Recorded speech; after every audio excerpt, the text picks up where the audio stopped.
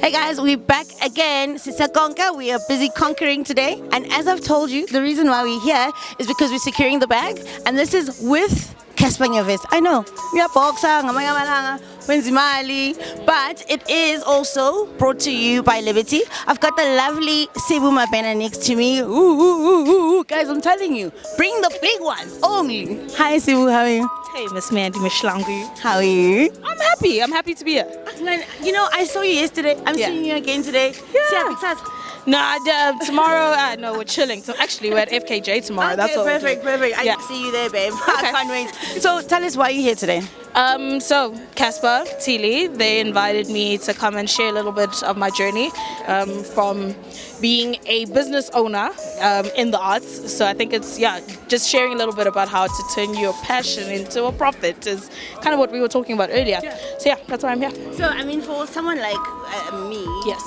We are in the media space. We like covering media and we're very passionate about it. How does someone who's a content creator turn that into a business? And Okay, I think it starts by studying the industry that you're in. Become obsessed with knowing and acquiring knowledge on what it takes to do what you say you want to do. So if you're saying you want to be a media person, you want to be a media personality, a media empire builder, I suppose, go and study people who've done it before. Go and see what's out there and what are the steps it takes to be able to achieve something like what you're setting out to achieve. So if you want to build a media empire, you want to be able to create different pieces of content that are then monetizable. Go and study what it takes to do that. You know, education, not necessarily in the formal sense, but education and information is what it's going to take you, is what it's going to take to go from point A to point B. So I think the single most important tip is to generate information. And with that, alongside that, working hard. I can't stress enough how hard it is to build something that is sustainable. It takes a lot of hard work, and we're not going to be able to do it by just having a thought or having a dream, having an idea. It's actually going to take a lot of action, a lot of time, a lot of effort, and it's something you have to be passionate about because no one's coming to save you. So gather the information and then work hard to use that information to do what you need to do. that's amazing. Thank you so much for that. It makes, like, I think every speaker today has spoken about information, knowledge, just being hungry enough to learn about what it is that you love, you know? And so for someone who is, okay, I'm a content creator, how do I draw brands towards me? How do I get brands to want to work with me? Build a platform that is attractive. So if you have what the brands want, then it makes it a no-brainer for them to come to you. If you are focused on youth audiences and you're building a youth audience, make sure that you're working hard enough to give the youth what they want, to give your audience what they want, so that the brands that want to access those people, that audience, are easily attracted to your platform. So it's one, building an asset that is attractive to the brands, and then two, knowing how to structure your negotiation or the business deal between the two of you.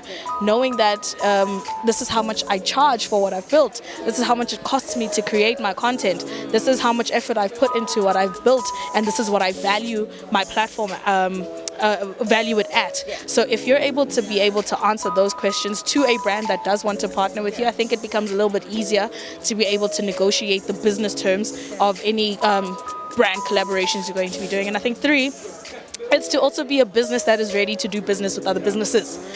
Do you have your admin in order? Do you have your company certificate? Do you have your tax clearance? Do you have a business bank account? Do you have the information that the businesses require in order to deem you as a business that is worthy of being able to be on their supplier databases or brands or companies that they can collaborate with? Because unfortunately, this economy functions on certain laws. There's a certain way that things are done, and if you as a business aren't ready to conduct business the way business is conducted, then you lose out on opportunity. So be ready to meet that opportunity when it does come.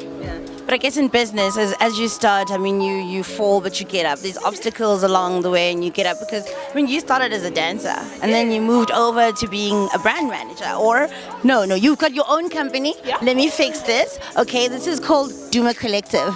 What is it about? So Duma Collective is a creative communications agency. I started out as a creative. I was a dancer, and I had the opportunity to work with a lot of artists.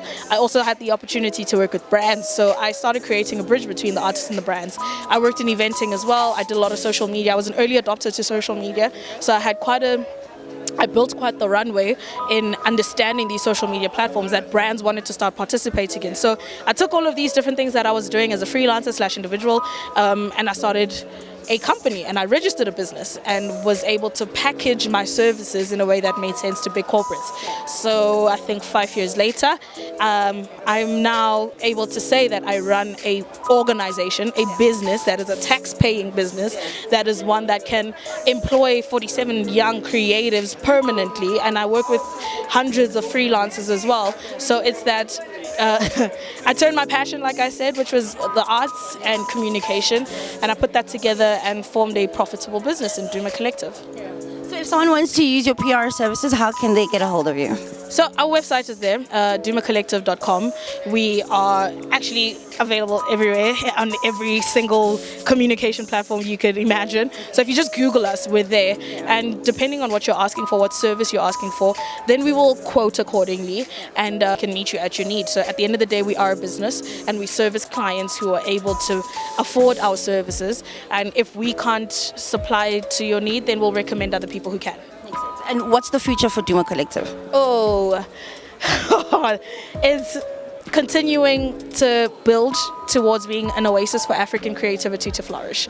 That's what Duma Collective seeks to do, to be that place where young creatives are able to find a work home, for them to be able to contribute their voices, their ideas, their imagination to this world of marketing, this world of entertainment that we work in, and for us to just continue to do cool shit and get paid for it. That sounds amazing. I love that, especially that last line. That's where I'm at. I love how you say we must turn our passion into profit. You know, that's the 2 P's for today, guys. You know, I'll come with the CC's, the 2 P's today. So shout out to you, Sibu. Thank you so much for having us. Guys, if you love this entertainment, please follow me on all social platforms. I'm Mandy's Diaries RSA. Signing out. Peace.